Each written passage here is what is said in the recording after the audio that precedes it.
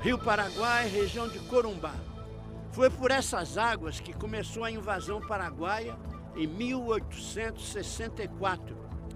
A guerra durou mais de 5 anos e se tornou o mais sangrento conflito entre países sul-americanos. De um lado, a chamada Tríplice Aliança, formada por Brasil, Argentina e Uruguai. De outro, o Paraguai. Um motivo central do conflito: liberdade de navegação pelo Rio Paraguai. Em Corumbá, um lugar histórico, o Casario do Porto. Os paraguaios vieram pelo rio, tomaram a cidade por aqui. A guarnição militar bateu em retirada. A população se escondeu onde pôde. O escritor Hildebrando Campestrini é presidente do Instituto Histórico de Mato Grosso do Sul e um estudioso da Guerra do Paraguai. Os paraguaios chegam, saqueiam tudo, o que tem valor é remetido à Assunção e o que é de menos valor é distribuído entre eles. Os homens são presos e mandados para o Paraguai e as mulheres sofreram todos os abusos de uma guerra. A uns 100 quilômetros de Corumbá, rio abaixo, fica o Forte Coimbra, erguido pelos portugueses em 1775. Ele foi invadido logo no começo da guerra e ficou em poder dos paraguaios por 3 anos. Quem nos recebe é o comandante Major Cavalcante. Este é o ponto mais alto do forte e é também um local estratégico. Aqui, durante a guerra, ficava o armamento mais pesado. A esquadra paraguaia se aproximou, subindo o rio, e a guarnição, na verdade, ela foi avisada por um indígena que observou essa esquadra subindo o rio. Ele veio a remo, avisou a guarnição e a guarnição já se posicionou. Mas o Brasil acabou cedendo também, né? Isso, porque eram 3.200 homens contra em torno de 200 pessoas que haviam aqui no forte. Quando terminada a munição, terminados os mantimentos, o comandante, à época, decidiu por evacuar o forte para que não houvesse aqui um massacre. Um pouco desta história é contada neste museu, que reúne muitas peças, como o material bélico da época. A retirada da laguna, que envolveu sofrimento, humilhação, começou aqui no Rio Apa. Estamos agora em Bela Vista, Mato Grosso do Sul, à beira do Rio Apa. Na outra margem já é solo paraguaio. Justamente nesse ponto começou a ação militar do Brasil contra a invasão do Mato Grosso.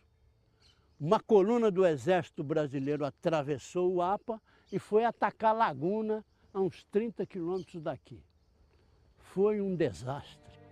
Pelo menos 2.300 brasileiros morreram na fuga, de fome, de cólera ou abatidos pelo inimigo. Para contar essa história, vamos usar imagens do filme mudo Alma do Brasil, feito em 1932 pelo documentarista Líbero Luchardo. Ele reconstituiu o episódio da retirada da laguna. Coronel Francisco Mineiro, hoje na reserva, é um estudioso de nossa história militar. Coronel, qual foi o objetivo dessa ação? Teve um objetivo simbólico muito importante, que era invadir em retorno o país que nos tinha invadido.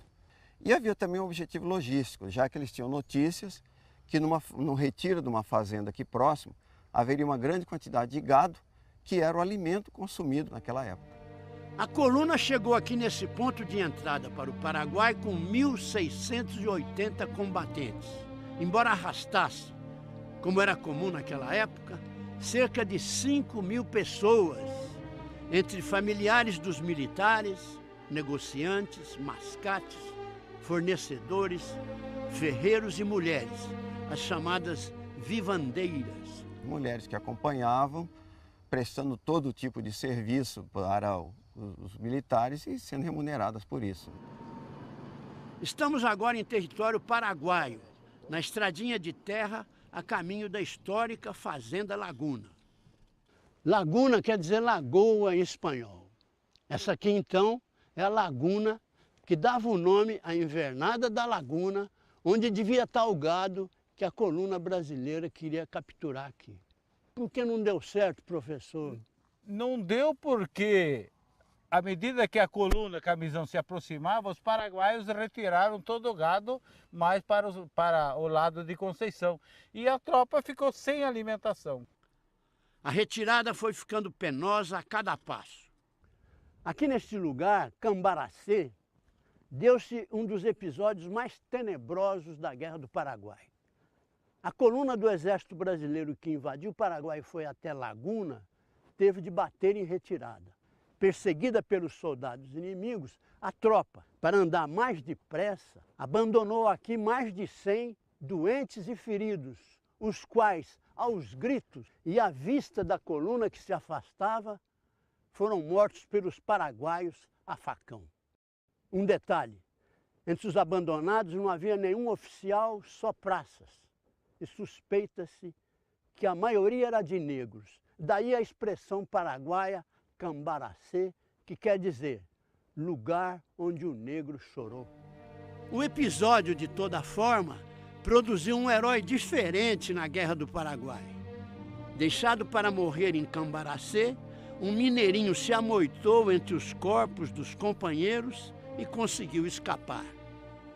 Um repórter policial de Uberlândia, Minas Gerais, foi atrás e levantou a história e o nome desse homem, um cabo.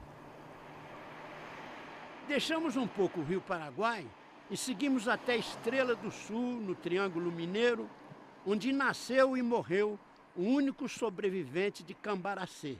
Os paraguaios chegaram atirando. O repórter Pedro Popó conta essa história diante do Museu Municipal. Aqui, inclusive em Estrela do Sul, ex-escravos, garimpeiros e trabalhadores comuns se alistaram, sob a promessa de que, se voltassem da guerra vivos, eles iriam ter uma recompensa, como, por exemplo, ganhar terrenos e casas e uma sobrevivência para a sua família.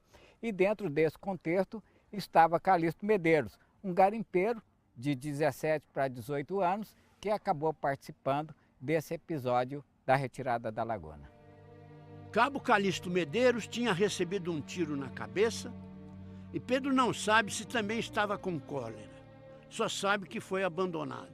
Pedro conta que Calixto Medeiros esperou, escondido entre os mortos, que os paraguaios fossem dormir. Aí, engatinhando, foi até uma árvore onde estava amarrado um cavalo paraguaio, montou e saiu passo a passo. O Pedro aí ele aproveitou e voltou para casa. Que nada, ele tinha um espírito de guerra, um patriota, tanto é que ele incorporou-se novamente à coluna, alcançou a coluna e ainda continuou participando da guerra. Pedro Popó nos leva agora para conhecer uma preciosidade. Dona Maria de Ávila, neta de Calixto Medeiros. Dona Maria, a senhora conheceu o Calixto? Calixto, meu Seu avô? demais, eu fui criada lá. Sim, mas quando ele morreu, a senhora tinha quantos anos? Eu tinha 20, E quantos anos a senhora tem hoje? 95. Que beleza, hein? Beleza. Que beleza. Vamos ver até quando, né? Deus vai deixar eu aqui, né? Dona Maria conta que ouviu de seu avô que eles passavam fome na guerra. Então comiam tudo que pudessem conseguir. Verdade que fez mais fartura foi os 2 cachorros. Cachorro? O cachorro, um é do tenente deles, mas eles matou para matar a fome. E o outro era um cachorro magro, inteiro, eles matou e comeu assim também. No cemitério da cidade está o túmulo simples de um homem que, além de ser herói, devia ter cada história para contar. Com imagens de Estrela do Sul ainda na memória, vamos retomar nossa viagem no Rio Paraguai, lá no ponto onde a deixamos. Depois de 22 dias de Rio Paraguai, chegamos à foz do Rio Apa. E logo ali adiante, o Rio Paraguai, que vinha sendo brasileiro de um lado e paraguaio do outro, entra no país vizinho. Encerra-se aqui a fase brasileira de nossa viagem. Desse trecho em diante, muda o meio de transporte, muda até a língua. O que continua é o Rio Paraguai.